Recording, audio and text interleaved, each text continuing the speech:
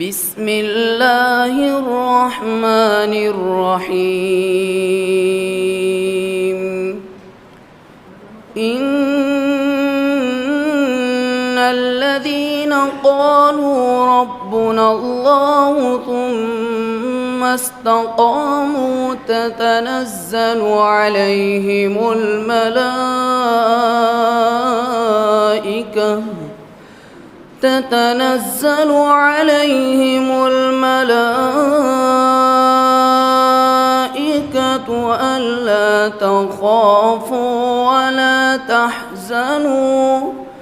ألا تخافوا ولا تحزنوا وأبشروا بالجنة التي كنتم توعدون نحن أولياؤكم في الحياة الدنيا وفي الآخرة ولكم فيها ما تشتهي أنفسكم ولكم فيها ما تدعون نزلا من غفور رحیم صدق اللہ العظیم۔ ان آیتوں کا ترجمہ سماعت بھی فرما لیں۔ جن لوگوں نے کہا کہ ہمارا پروردگار خدا ہے اور اس پر قائم رہے اور ڈٹے رہے، ان پر فرشتے اتریں گے اور کہیں گے کہ نہ خوف کرو اور نہ ہی غمناک ہو، اور بہشت کی جس کا تم سے وعدہ کیا جاتا ہے خوشی مناؤ۔ ہم دنیا کی زندگی میں بھی تمہارے دوست تھے اور آخرت میں تمہارے رفیق ہیں، اور وہاں جس نعمت کو تمہارا جی چاہے گا تم کو ملے گا، اور جو چیز طلب کرو گے تمہارے لیے موجود ہوگی۔ یہ بخشنے والے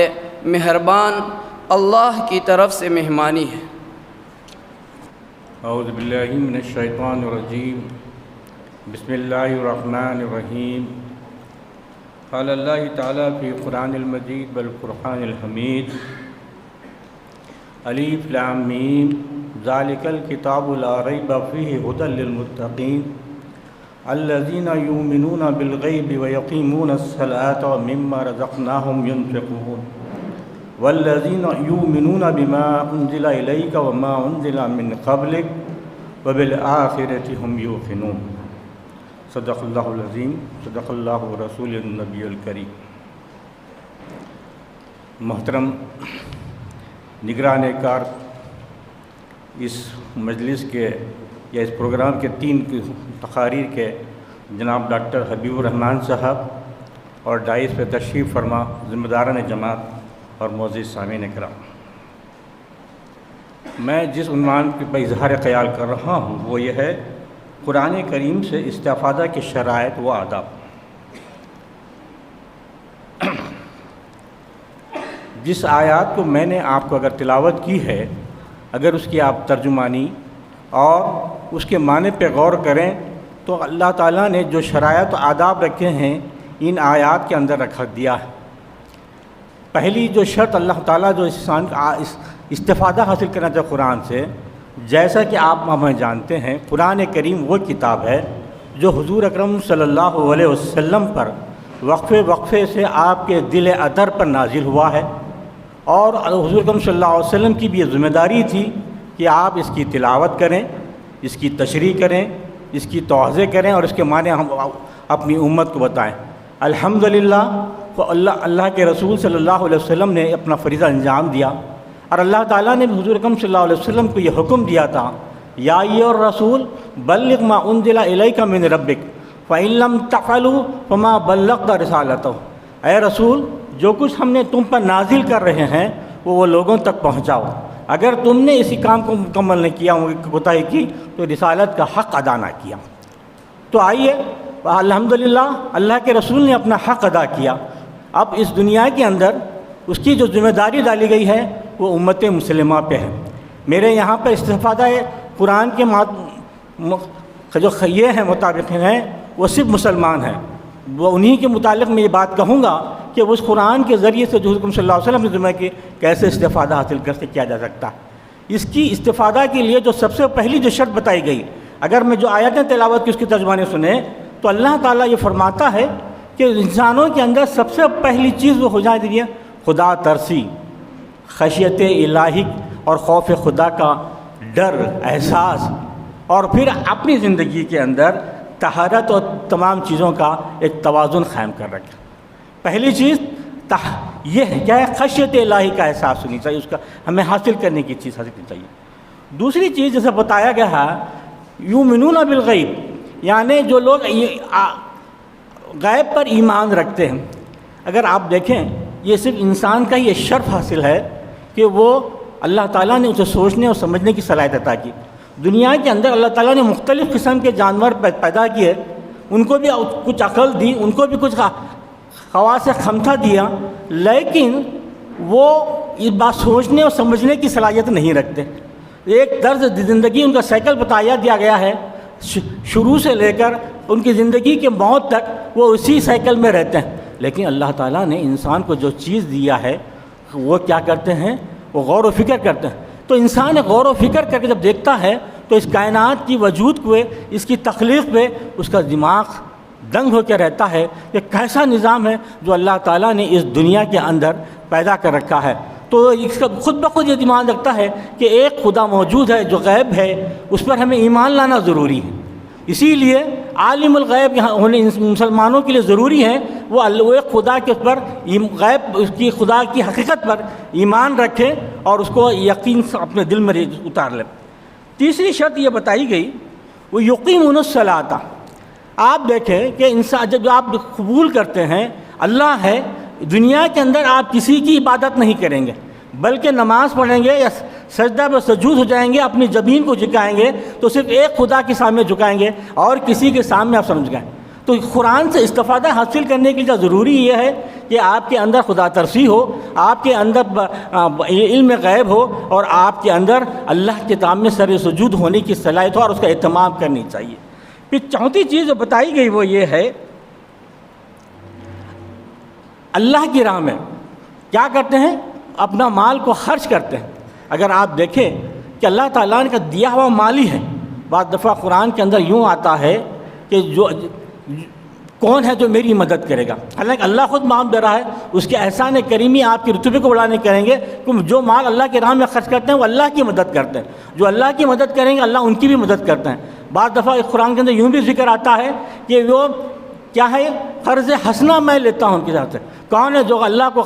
بہترین قرض حسنہ دے؟ تو جو لوگ ان کی صلاحیت ہوتی ہے وہ ان کا ایمان یہ ہوتا ہے کہ اللہ کا جو مال ہے وہ اسی کا مال ہے اور وقت ضرورت اس کے مال کے اندر خرچ کرنا اس کی ذمہ داری ہے۔ تو جہاں پہ قرآن سے استفادہ حاصل کرنے کے لیے پہلی جو بنیادی جو شرائط بتائی گئی جو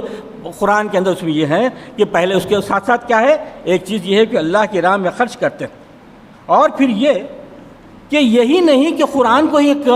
اللہ کی کتاب مانتے ہیں، بلکہ قرآن سے پہلے جتنے بھی صحیفے آئے ہیں، تورات، زبور، انجیل، اس سب پر ان کا ایمان ہے کہ یہ اللہ کی طرف سے بھیجی ہوئی کتابیں ہیں اور قرآن بھی اسی کی ایک آخری کڑی ہے، اور اس کے بعد کوئی کتاب اور کوئی رسول آنے والے نہیں ہے، اور اس کتاب کی اتباع کرنا جیسا کہ اللہ کے رسول کا کام یہ تھا کہ بلغ ما انزل الیک من ربک، وہ کام اب مسلمانوں پہ، آپ پہ اور میرے پر ہے۔ ہم دوسروں کو کہاں تک پہنچایا جا سکتا ہے؟ اللہ کے رسول کا کام جو تھا انہوں کر گئے، اب ہمارا کام یہ ہے کہ اللہ تعالیٰ کی جو کتاب ہے اس پر ایمان رکھتے ہوئے بھی ان کو تمام لوگوں تک پہنچانے کی ہمیں اس کی ضرورت پڑتی ہے۔ پھر یہ بھی ہمارا یہ عقیدہ ہونی چاہیے کہ جو سابقہ رسول تھے ان کے اوپر بھی ایمان لائیں اور ان کو اس کے مطابق اپنا مال خرچ کریں۔ پھر یہ ہے کہ ہم آخرت پر ایمان رکھتے ہیں، یعنی یہ کہ ہم دنیا کو ہی سب کچھ نہیں سمجھتے، یہاں پہ جو بھی ہمارا عمل کیا جائے گا اس کا وہاں پہ اللہ تعالیٰ جزا و سزا دے گا، اگر اس کے اندر کسی قسم کا ذرہ برابر بھی ظلم نہ کیا جائے گا، بلکہ اللہ تعالیٰ وہاں پہ اتنا اگر کوئی برائی کرے تو اسی کو اتنا ہی بدلہ دیا جائے گا، جو اللہ تعالیٰ جو نیک کام کر گیا اس کا جزا دے گا، لیکن ہو سکتا ہے وہ اپنی ذات کریمی کی وجہ سے کوئی بڑھ کر جزا دے، لیکن کسی کے ساتھ بے انصافی نہ ہوگی بل انصاف ہوگا، اور اسی یوم آخرت پر کیا کرتے ہیں؟ ایمان رکھتے ہیں۔ تو یہ جو صفات ہیں جو بتائی گئی ہیں، تو اس کے لیے ان سے ضروری ہے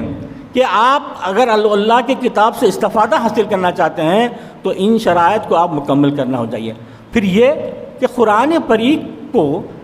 اس کو پڑھنے کے جہاں پہ یہ ایمان رکھتے ہیں، جب سے آپ کھولتے ہیں اس کے لیے بھی چند چیزیں آپ کے اندر میرے اندر ہونا بہت ضروری ہے۔ صرف 5 منٹ 10 منٹ 5 منٹ ہوتا ہے۔